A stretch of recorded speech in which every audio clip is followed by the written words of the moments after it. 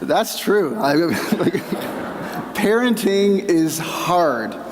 And I became a dad 21 years ago, and I remember we were taking Aiden home from the hospital. We hadn't even left the hospital yet, and I was completely out of my element. He was born in December, so we got down to the lobby. We were just about to leave, and it's cold and snowing, and I realized I had no idea what I was doing. Do I leave him and his mom in the lobby where it's warm, but will they be safe there without dad to protect them, or do I carry them out into the cold?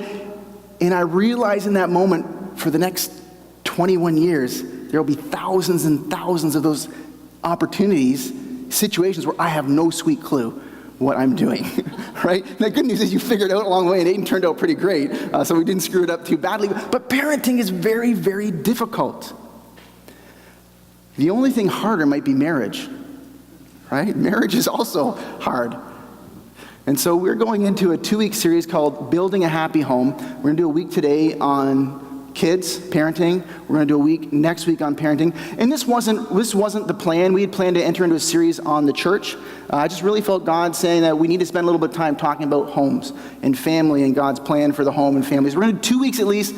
We'll see what week 3 brings. We go into the church series. We hang around and talk about families from God's perspective a little bit more. So building a happy home, how do you do it? How do we build a happy home? We're not left without some counsel from the Bible. So look what it says here in Proverbs chapter 24, verse 3. It says, "By wisdom a house is built, and through understanding it is established.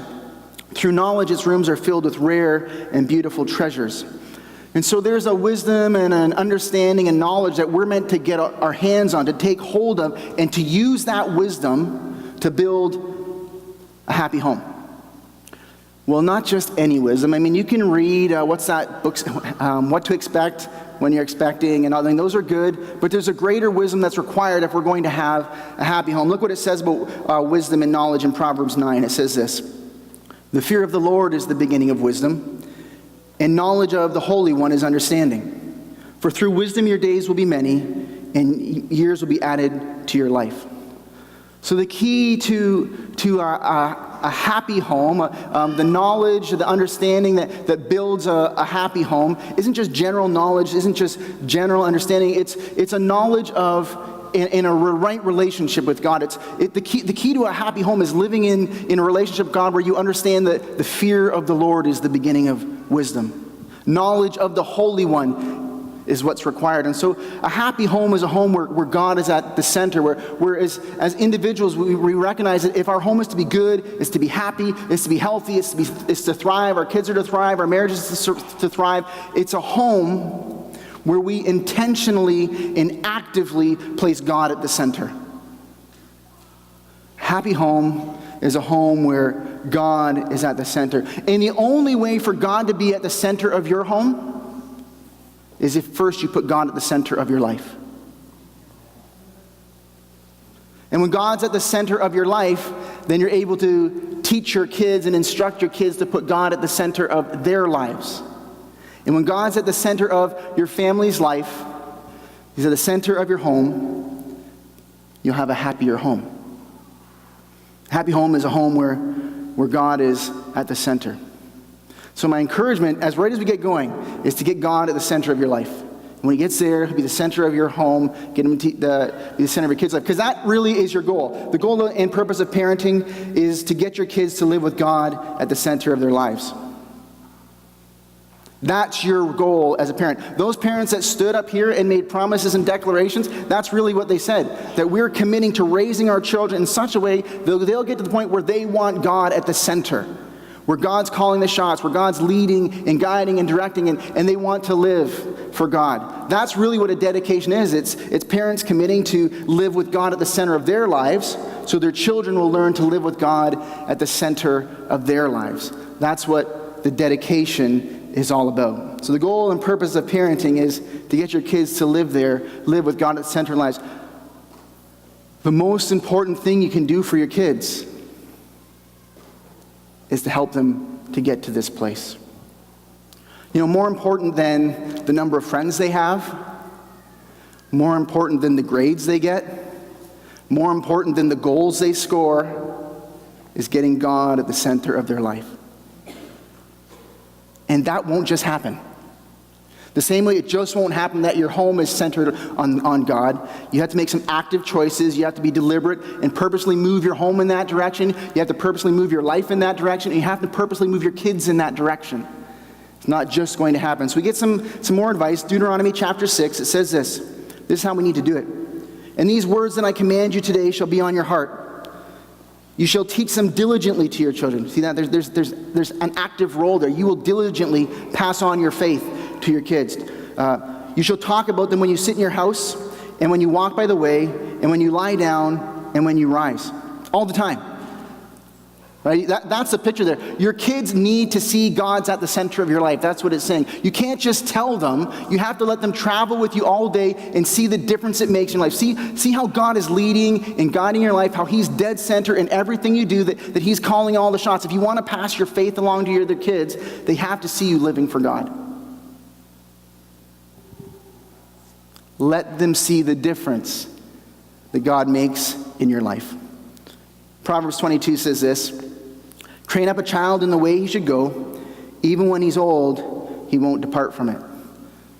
Well, we just read how you do that. You let them follow you around all day long, and you let them see how God's leading and guiding and directing. And when you do that, they'll catch it. You see, a relationship with God is better caught than it is taught.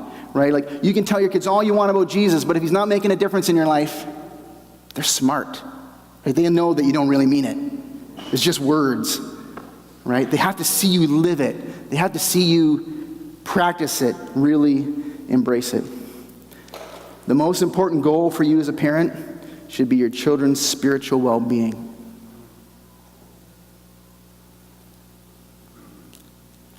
Is it? When you dream for your kids, what do you dream? Good schools, make the team, popular in class, or that they would know God and serve him. And unless you know God and you're serving him, and they get to see that, they may never get there. Their relationship with Jesus needs to be the most important thing. I want to see my kids have lots of friends. I want to see my kids thrive in school. I want to see them go on and be influential people in society. But most importantly, I want them to know Jesus and to live for him.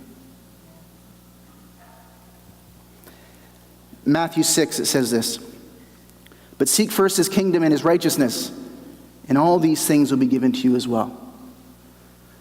Now that's speaking in context specifically to financial things and that sort of thing, but I think it applies in all the areas of life, including in our parenting and with our kids. If I would seek the kingdom of God in my kids' life above everything else, all that other stuff, sports, grades, friends, popularity, jobs, that'll sort itself out. If they follow Jesus, if they get that they were made on purpose for a purpose, and they try to live out God's purpose for their life, everything else, it'll shape up okay.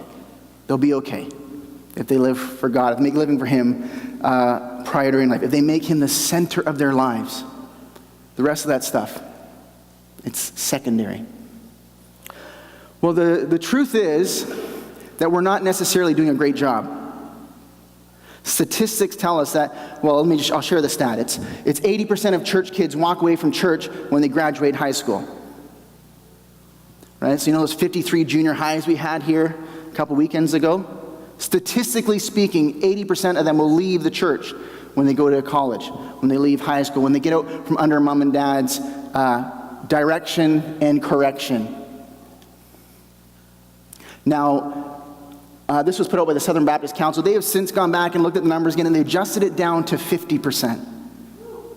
Yeah, woohoo. It's better, but I'm still not happy. There's 100 kids up there. I don't want to lose 50 of them. Right?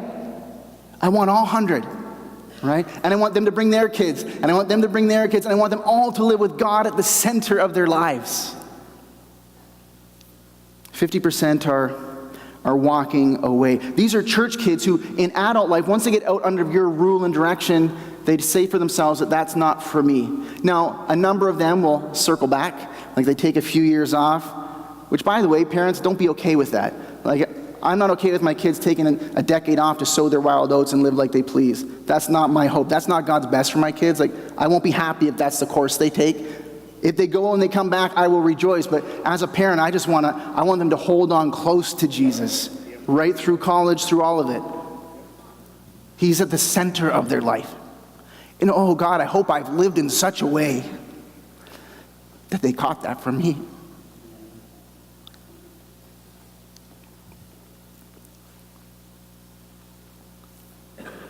There are some dangerous assumptions that a lot of Christian parents have. First one is this: because your child is growing up in a Christian home, they'll be devoted to Christ. Stats say that's not necessarily true. And I would say that it's not so important that you have a Christian home as it is you have a Christ-centered home. And there's a difference. You can be a Christian, and Jesus is not at the center of any part of your world. But if you want kids who live a God-centered life, you need to live a God-centered life and establish a God-centered home. So the danger in thinking that just because you have a Christian home that they're going to follow Jesus, stats say that's not true. The second thing is this: because you bring your child to church regularly, they'll be devoted to Christ. The stats say that that's not true. I'll tell you what, we do a great job with your children. You should bring them here regularly. If you have junior high students and they're not coming, you need to bring them. If you have senior high students and they're not coming, you need to bring them. Pastor Ben does a great job. Our kids ministry, Pastor Robbie up there is doing a great job. You need to bring them. But just because you're bringing them, the well-being of your children is not my job. It's not Ben's job. It's not Robbie's job. You know, you won't find the job description for a youth pastor or a children's pastor in the Bible. It's not there. The job for spiritually guiding and directing your children falls squarely on your shoulders. Now, children's pastors and youth ministry and kids programs are a great idea to supplement what you're doing at home. But all we're meant to do is supplement. And we will continue to pour into and invest in those ministries and do a good job with those precious treasures because I care for them like they're my own. But it's your job. Use us. We're happy to be used by you, but it's your job. Just because you bring them to church regularly doesn't mean they'll be devoted to Christ. It's not so much about having a Christian home as it is a Christ-centered home. So here's your question. The question I want you to wrestle with this right now in this moment. Is your home Christ-centered? Is Jesus at the center of all of it, of all the decisions you make, of all that you do, the way you spend your money, the way you spend your time, the relationships that you foster, your discussions you have around the dinner table? Is your home a Christ-centered home?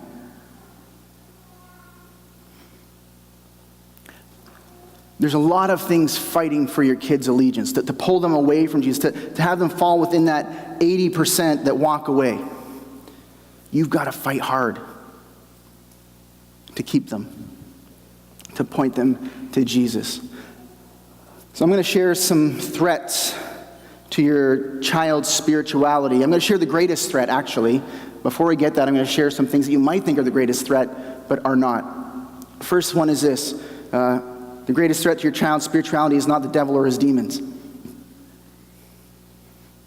Now, the Bible is clear that there is a devil that prowls around like a roaring lion looking for someone to devour. He would love to devour your kids. He's not the greatest threat. Public education, also not the greatest threat. Now, I don't agree with everything in the curriculum. I don't agree with everything in the sex ed curriculum, in the science curriculum. I don't agree with some of the things that are promoted in the school. It's not the greatest threat. It's not their friends. The friends aren't the greatest threat. No, I think you want your kids to choose friends wisely, but someone who's living a Christ-centered life is going to live close to people who need Jesus. So we need to help our kids navigate that tension, and there's some danger in that, but I want to prepare my kids to handle that danger, to be the one who's influencing rather than the one who's influenced. That's who Jesus calls us to be. It's not media and technology. Again, parents, shepherd your children There's some things out there you should not let them see, that you should protect them from, but it's not the biggest threat to your children's spiritual well-being. It's not even culture as a whole. Right? We live in a culture that's not a Christ-centered. Can we just sum it up and it's not a Christ-centered culture, right? We want our kids to live a Christ-centered life. Our culture is not a Christ-centered culture. It's not the biggest threat to your children. Here it is. The greatest threat to your child's spirituality is you.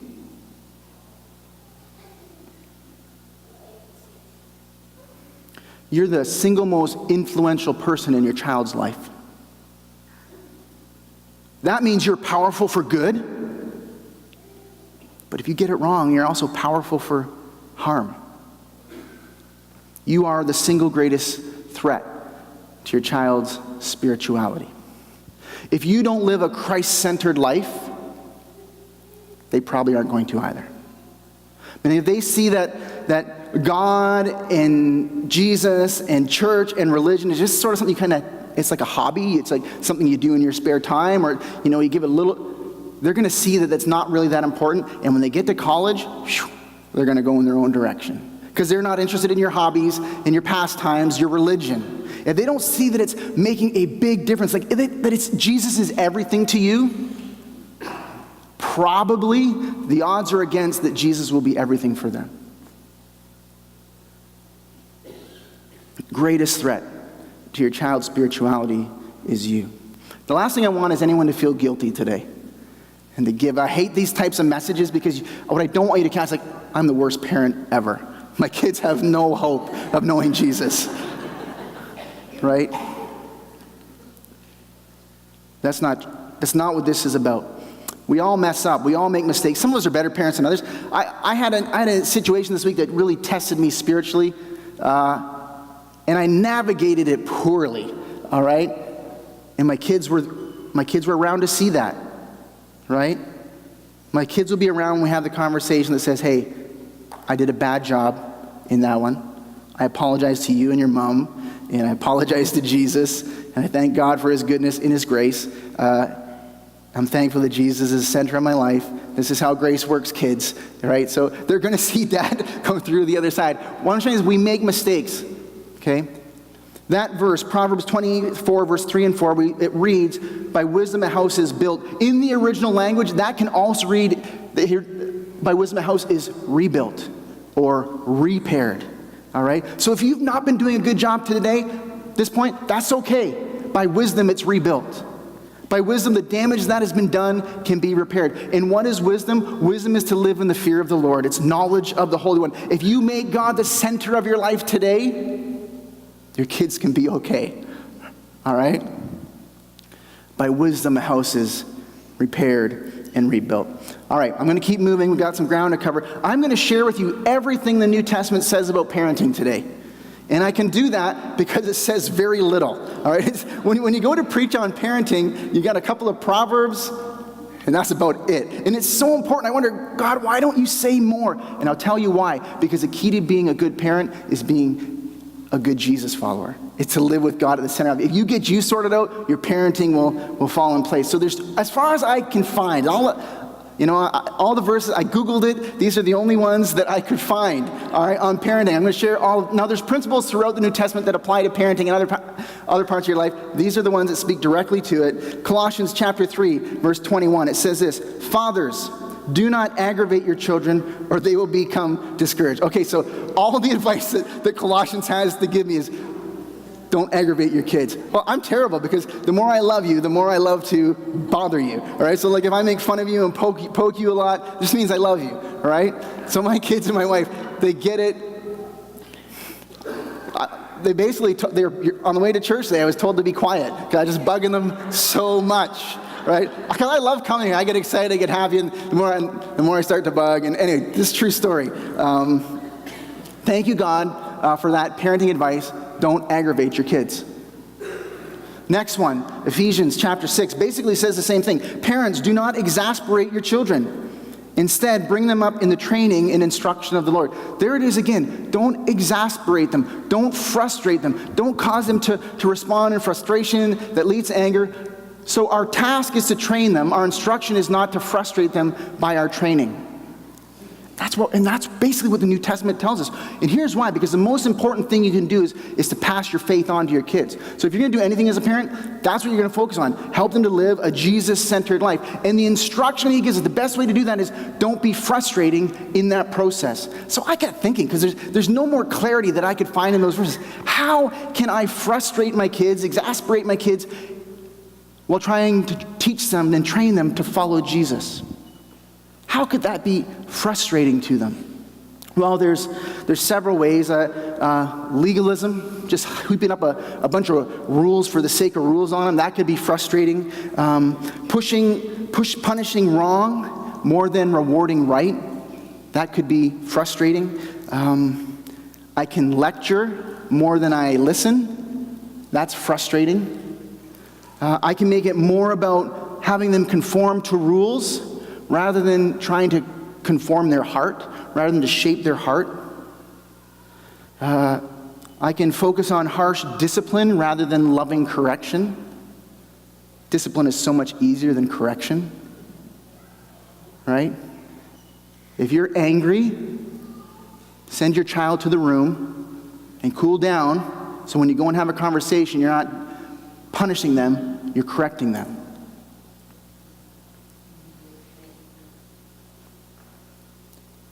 Expecting the what without explaining the why behind it. That can be frustrating as well. I think all those things are possible, but I think just based on the whole counsel of the Bible and what it talks about parenting, the number one way that we might frustrate our children while trying to have them live a God-centered life is by not living it ourselves.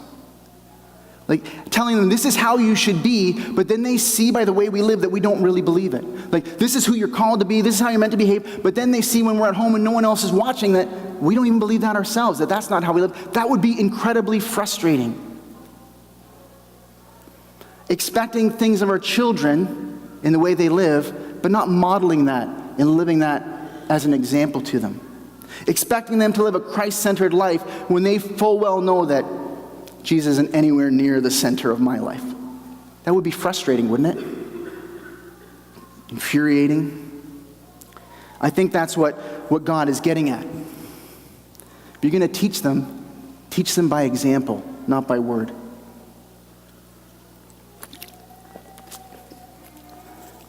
Isn't that a great sound? I love that sound. I want to look at an example from the Old Testament of this quickly. It's found in Judges chapter 17. We're going to start back in Joshua. The story of Judges picks up where Joshua leaves off. It's like the continuation of the story. I want you to see where Joshua left things. In Joshua chapter 24, it says this. Joshua led Israel who were in bondage and slavery. Moses passed the baton to him, and he led them into the promised land and to all the good things that God had for them. All right? Joshua is a picture or a type of Jesus. All right, actually, Jesus' name, we call him Jesus. His name actually was Joshua, Yeshua, right? It gets anglicized and we call him Jesus, but they even have the same name. Joshua was sort of like a prophetic look at what Jesus was going to do. Joshua did physically and nationally what Jesus did for us spiritually and individually. He delivers us out of bondage into freedom. All right, so we see a picture of what God wants to do in our lives in what Joshua did for the people of Israel. It says this, the people of Israel served the Lord throughout the lifetime of Joshua and of the elders who outlived him, those who had personally experienced all that the Lord had done for Israel. All right, so there's some people who live a God-centered life based on their experience of Jesus, both Joshua and the generation that followed him. So Joshua's kids lived God-centered lives, right? We turn the page from Joshua. We now get into Judges. In Judges chapter 2, it says this. After that generation died, the generation of Joshua and his kids, another generation grew up who did not acknowledge the Lord or remember the mighty things he had done for Israel. The Israelites did evil in the Lord's sight and served the images of Baal, other gods. They abandoned the Lord, the God of their ancestors who had brought them out of Egypt. It continues. They went after other gods, worshiping the gods of the people around them, and it angered the Lord.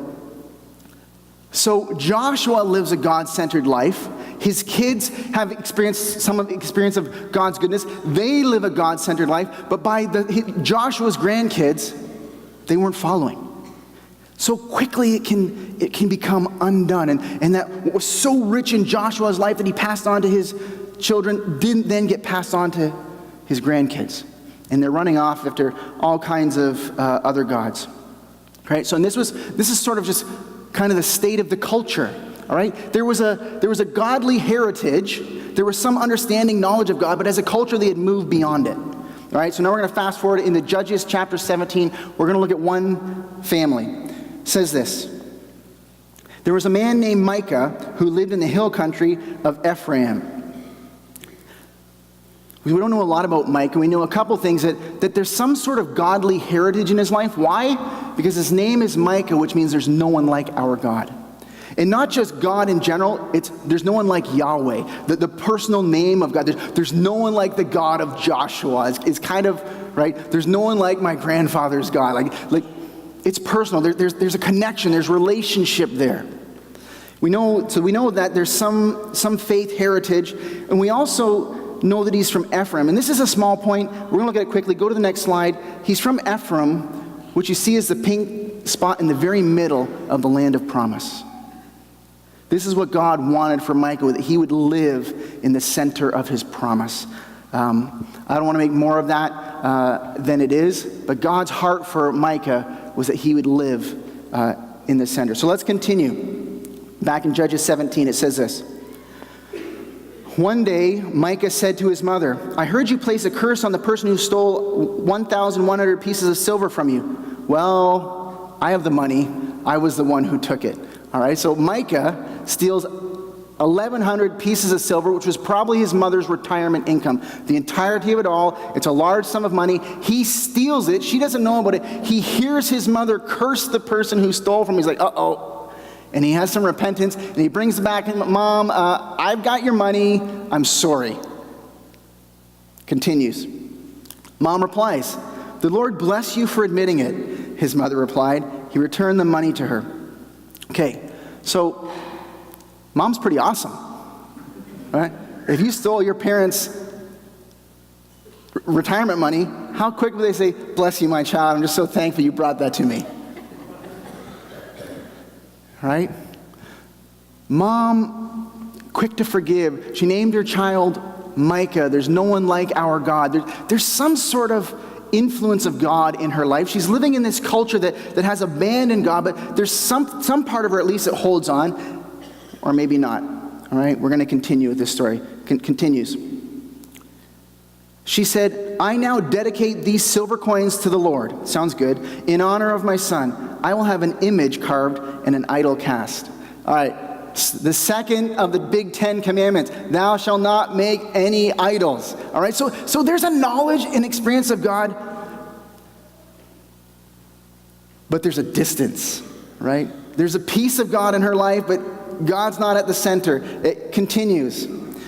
So when Micah returned the money to his mother, she took 200 silver coins and gave them to a silversmith, who made them into an image and an idol, and they were placed in Micah's house. Micah set up a shrine for the idol, and he made a sacred ephod and some household idols. Then he installed one of his sons as his personal priest. Okay. So this is the picture. We have this woman who has some faith background, and she reaches into it, she names her child that, and she understands forgiveness, but she has moved way beyond that. Like there's some impact and some influence, but it's minor. She's making idols, she's worshiping other gods, she's not living in relationship with God the way that God would want her to, and her son has moved even further beyond her. Verse 6 of Judges 17, it says this. In those days, Israel had no king. All the people did whatever seemed right in their own eyes.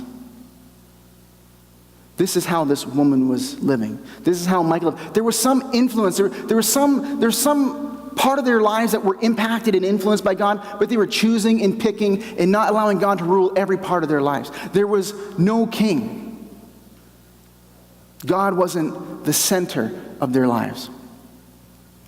So here's the question that I want you to take from this mother, and it's so, can you see her hypocrisy? Like she names her son, there's no one like our God, And then she gives her son another god to worship. Right? So there's a measure of God in her life, but he's not God. You can see her hypocrisy, right? Because it's so easy to see other people's hypocrisy. But so many of us in so many ways are like this mother. There is a faith.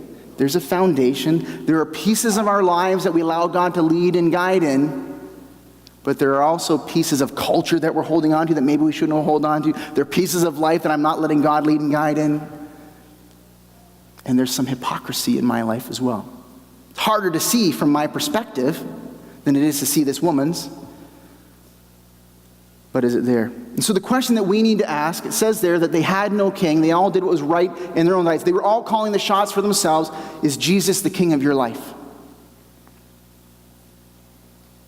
Does Jesus call all the shots? Is Jesus leading, guiding? Is every decision you're making influenced and informed by the rule and reign of King Jesus in your life?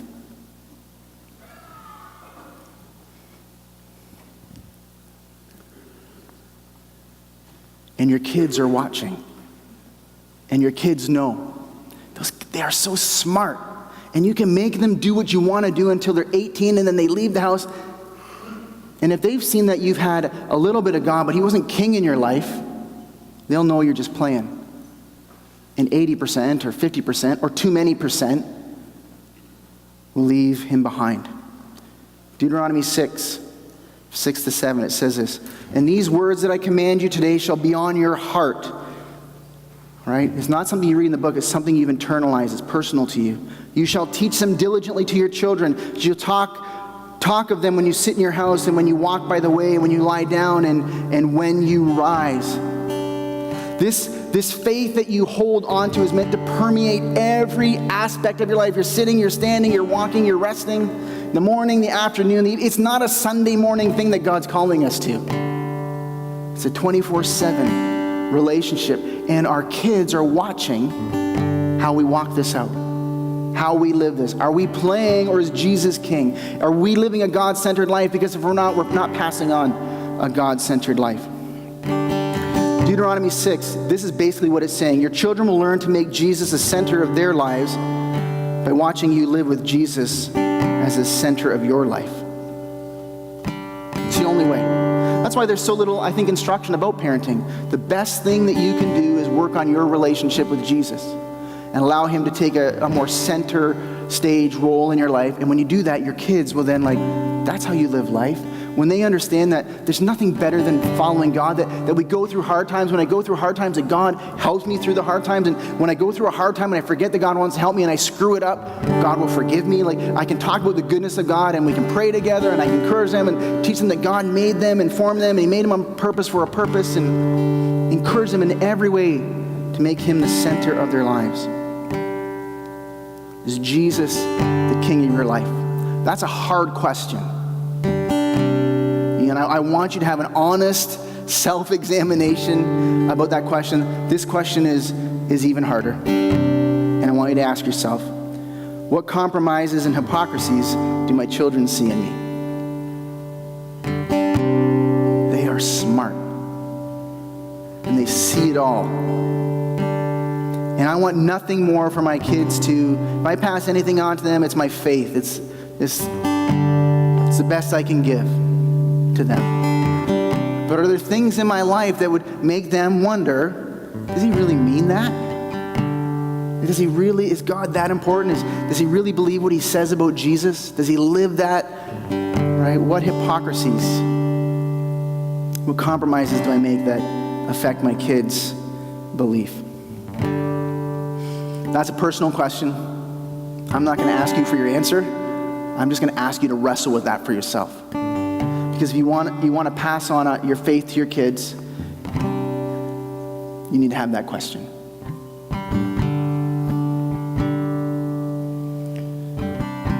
By wisdom, a house is built or rebuilt. And through understanding, it is established Through knowledge, its rooms are filled with rare and beautiful treasures. The best life, it was saying, is a life that's a life full of wisdom and understanding and knowledge. And true wisdom is found in the fear of the Lord and the knowledge of the Holy One. It's found in relationship with God. The best thing you can do for your kids is to pass on your faith, and the best way you can pass on your faith is to live it authentically and intentionally. So we're going to pray for two things today. I'm going to pray for parents who feel like you're screwing it all up. Okay? Like, it's a hard job. I started there on purpose. The guy in the video is funny, but it's not funny. It's hard to be a dad. I'm going to pray that God would help you to model a God-centered life to your kids. And there's some of you who maybe have never even thought about living a God-centered life. Like, for a moment, that's never been part of your thought process. You thought about it, and you're recognizing that God promises us here that the best life is found in living in relationship with Him. I'm going to give you an opportunity to do that. Joshua led Israel out of physical bondage into promise. Jesus leads us out of spiritual bondage into promise. I want to help you experience the salvation that Jesus came to bring, and that's simply by praying and asking Him to come into your life and to lead and guide and giving Him center spot. So we're going to pray those two prayers. First, I'm going to pray for parents, and then secondly, I'm going to pray for you to know the goodness of God in your life. So let's bow together and pray.